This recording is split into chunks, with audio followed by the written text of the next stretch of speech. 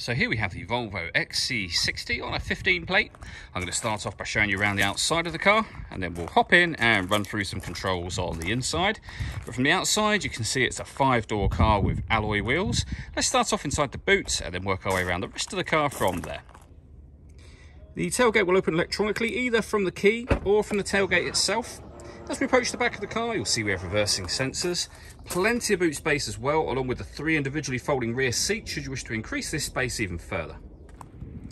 Okay, so we're just going to work our way back round to the front of the car, and then we'll hop in and run through some controls on the inside. But now that we've done a full circle of it, you can see it's in excellent condition the whole way round.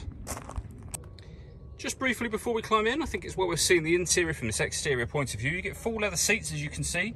There's plenty to run through on the dashboard, so let's hop in and we'll do that now. Okay, now that we're inside the car, we're going to start with the dials. On the far left-hand side, we have the fuel gauge. We have the speedometer in the middle, the rev counter next to it, and to the right of that will show you what gear this car is in. It's an automatic, and we're in park at the moment, of course. In the middle, you'll also see the total miles for this car. They are 62,054. If we back out to the steering wheel, we have cruise control on the left-hand side, and then stereo and phone controls over on the right-hand side. In the centre, you have the main screen, and as you can see, we have satellite navigation. Up on the same screen is where you will access your radio information, and you can see on there that we've got DAB digital radio.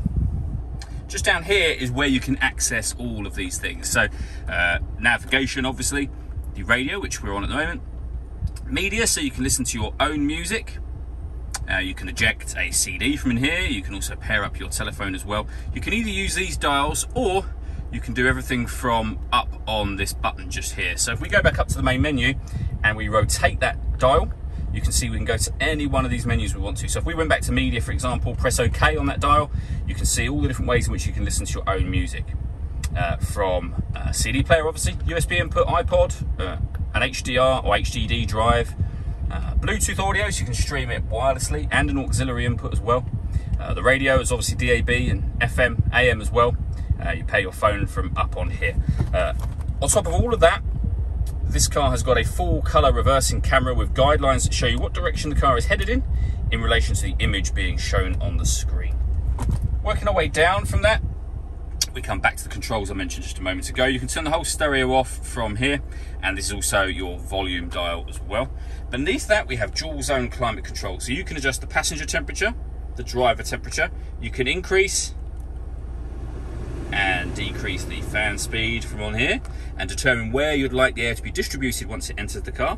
That button will turn your air conditioning off or back on, or you can hit auto. If you do that, the car will take control of the direction of the air and the fan speed, which you can hear it doing, to maintain the temperatures that you've asked for.